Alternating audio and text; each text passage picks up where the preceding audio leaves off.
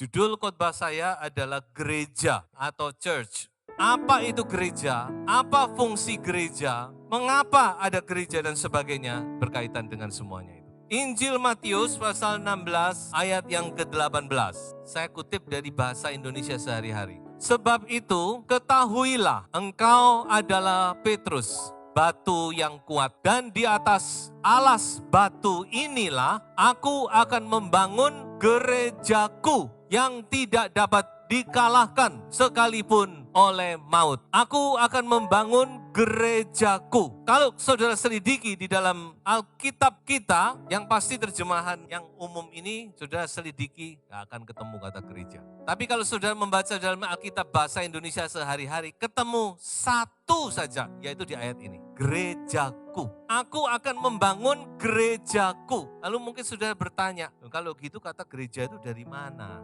Kalau nggak ada kata gereja, kenapa ada gereja? Nah, saudara-saudara, kata gereja ini sebenarnya berasal dari bahasa Yunani, ekklesia.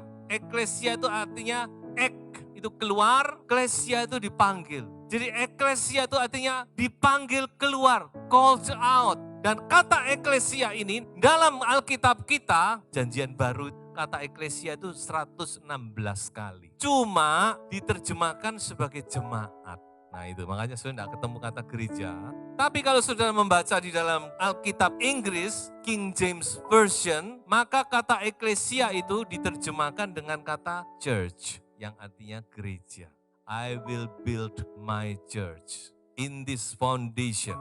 Dalam dasar ini, I will build my church, kata Tuhan Yesus. Jadi kata eklesia itu, kata gereja itu sebenarnya banyak. Cuma terjemahannya jemaat. Itu yang sudah perlu tahu yang pertama. Lalu kalau begitu, apakah gereja? Nah, sebelum kita melihat apa gereja itu, kita akan melihat lebih dulu apa yang bukan gereja. Gereja bukan, kalau kita sudah tahu hal ini, nanti kita lihat apa yang iya. Pertama kali yang bukan. Gereja itu bukan bangunannya. Bukan bangunan yang menentukan gereja. Memang kalau zaman dulu gereja itu langsung dari jauh udah kelihatan. Runcing, ada salibnya. Tapi kita sekarang sudah makin sadar bahwa gereja itu bukan bangunan. Kedua, gereja bukan perkumpulan sosial. Bukan kumpul-kumpul. Memang dalam gereja itu kita akan punya komunitas.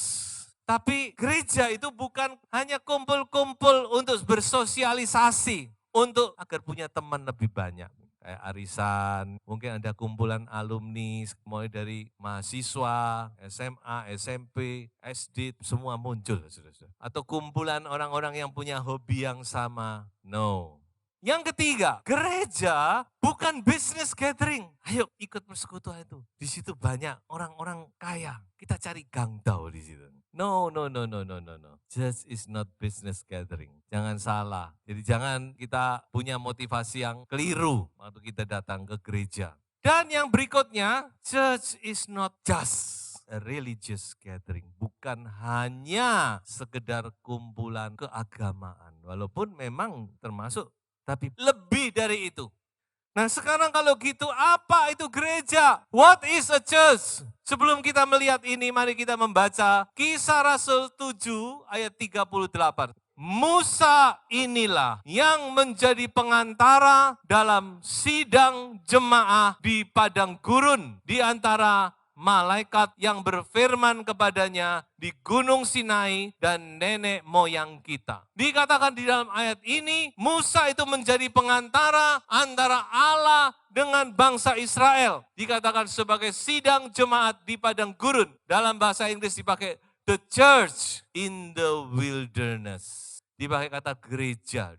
Gereja yang ada di padang belantara. Siapakah gereja yang dimaksud di sini? Tidak lain adalah bangsa Israel yang dipanggil keluar dari Mesir, dipanggil keluar. Mereka dipanggil keluar, mereka ditebus oleh anak domba Allah dan dipanggil keluar dari Mesir untuk menyembah Allah. Itulah yang dikatakan gereja. Itu yang pertama-tama, gereja di padang belantara. Makanya dikatakan gereja itu namanya eklesia, orang-orang yang dipanggil keluar dan menjadi gereja. Jadi definisi gereja itu apa? Gereja itu adalah sekumpulan orang yang telah ditebus dan dipanggil keluar. Kalau nggak ditebus, nggak bisa dipanggil keluar. Kalau Israel tidak ditebus, dia tidak bisa dilepaskan dari Mesir. Dicengkram oleh Firaun. Ditebus oleh darah anak domba. Kemudian dipanggil keluar, harus keluar. Musa berkata kepada Firaun, keluarkan bangsaku. Izinkan kami keluar. Tidak boleh terus di Mesir. Makanya dikatakan sekumpulan orang yang telah ditebus dan dipanggil keluar dari gelap kepada terang. Dan dari maut kepada hidup. Itulah posisi Anda sekarang.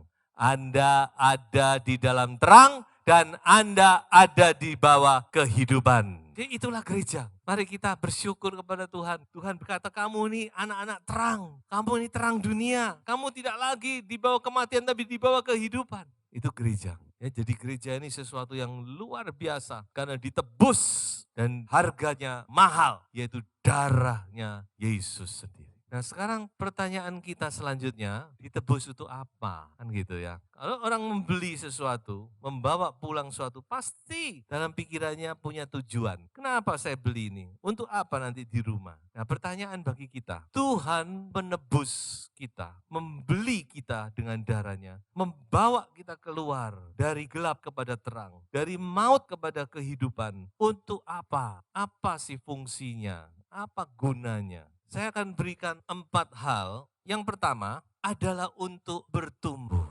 Coba kita baca Kolose pasal 1 ayat 20. Sehingga hidupmu layak di hadapannya, serta berkenan kepadanya dalam segala hal, dan kamu memberi buah dalam segala pekerjaan yang baik, dan bertumbuh dalam pengetahuan yang benar tentang Allah. Jadi gereja ini saudara-saudara seperti rumah. Kita semua bertumbuh dalam sebuah rumah tangga. Sebagian besar dan pada umumnya mungkin ada yang tidak terlalu beruntung. Mereka harus bertumbuh dalam sebuah tempat penampungan, yatim piatu ataupun apapun juga. Tapi itu pun sebuah rumah, benar?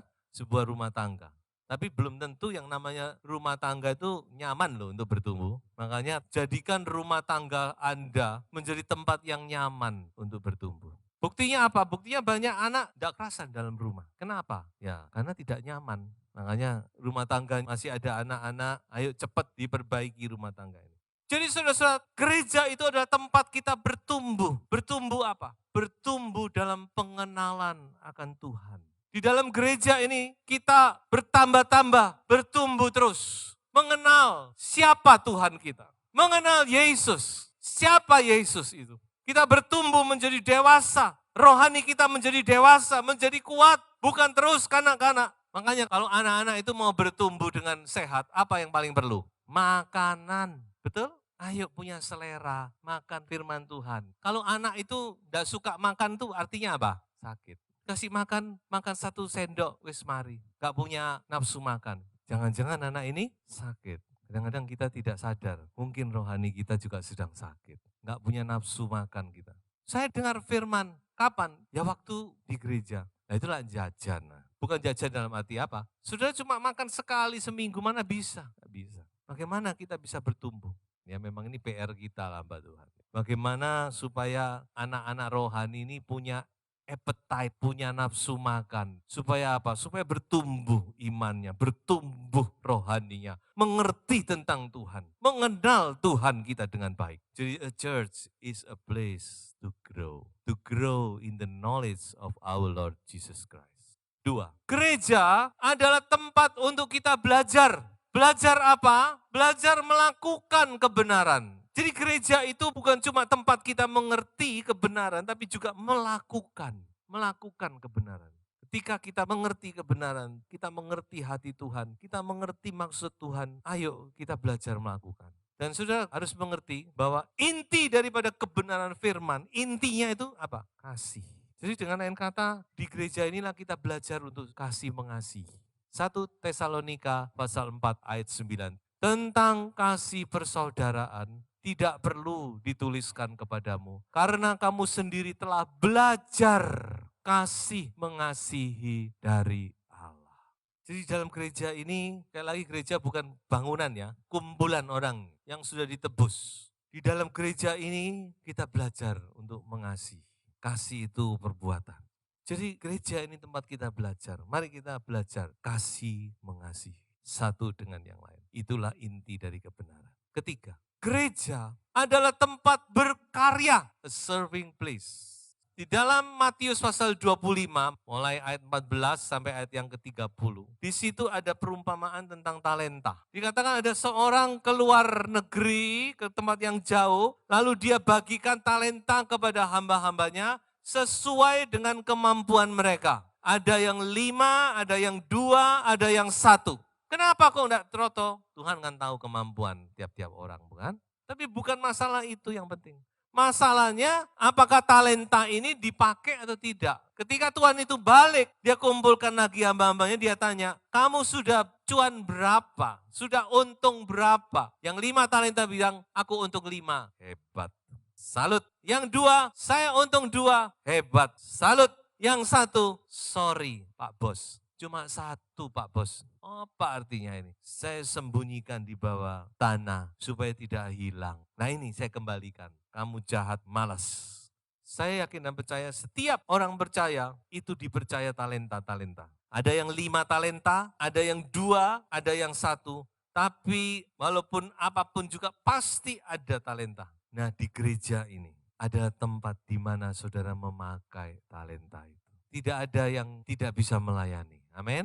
Minimal saudara punya 1 talenta. Tidak tahu 1 talenta itu apa. Mungkin cuma berdoa, mungkin cuma bersaksi, mungkin cuma bisa memberi salam, mungkin cuma bisa say hello. Apapun juga, saudara pakai, usahakan pakai talentamu. Karena satu saat Tuhan akan tanya, berapa untungmu? Dan kiranya kita bisa mempersembahkan keuntungan kepada Tuhan. Dan Tuhan berkata, sabaslah engkau hambaku yang baik dan setia. Masuklah, ikutlah dalam kebahagiaan Tuhan. Amin. Bukankah ini yang ingin kita dengar, bukan? Dan yang terakhir, gereja adalah tempat untuk kita menyembah. A place to worship. That is a church. Mari kita baca Injil Matius 21 ayat yang ke-13. Dan berkata kepada mereka, ada tertulis, rumahku akan disebut rumah doa. Tetapi kamu menjadikannya sarang penyamun. Kita tahu ceritanya. Yesus marah. Ini terjadi pada minggu terakhir ketika dia masuk ke kota Yerusalem. Dia 2 kali marah. Pada awal pelayanan, bicara dalam Injil Yohanes. Dan pada akhir pelayanan. Dan dia berkata, rumahku jangan dikotori. Jangan dijadikan tempat ajang bisnis, ajang mencari untung, ajang ini, ajang itu. Tapi rumahku akan disebut rumah doa. Gereja itu adalah rumah doa. Rumah di mana kita menyembah. Bukan saya berkata buildingnya, bukan bangunannya. Itu saudara di mana-mana bisa menyembah. Terutama saudara yang punya beban, saudara tidak bisa berdoa di rumah karena mungkin rame. Saudara punya waktu, datanglah menyembah Tuhan. Rumahku akan disebut rumah doa. Ini kehendak Tuhan. Gereja menjadi tempat untuk kita menyembah Tuhan. Bawa hatimu, bawa hidupmu untuk menyembah Tuhan. Tuhan Yesus berkata, 2 orang bersekutu, berkumpul dalam namaku, aku hadir di tengah-tengah. Ayo kita kembalikan ini, fungsi dari gereja itu kepada yang sesungguhnya. Dan apa yang terjadi ketika anak-anak Tuhan mulai menyembah Tuhan? Ayat selanjutnya, maka datanglah orang-orang buta dan orang-orang timpang kepadanya dalam bait Allah itu. Dan mereka disembuhkannya. Ketika umat Tuhan menyembah Tuhan, sembah, maka sembuhlah mereka. Tidak kebetulan cuma selisih 1 huruf, sembah, sembuh. Saudara mau sembuh, sembah dia. Kalau bicara tentang sembuh, bukan cuma sekedar sakit jasmani. Sakit jasmani itu malah tidak terlalu mengkhawatirkan. Yang mengkhawatirkan itu sakit rohani kita. Sudah diikat dengan roh berzina, roh percabulan, roh penipuan, roh kekerasan, roh kemarahan. Banyak sakit penyakit rohani yang perlu disembuhkan.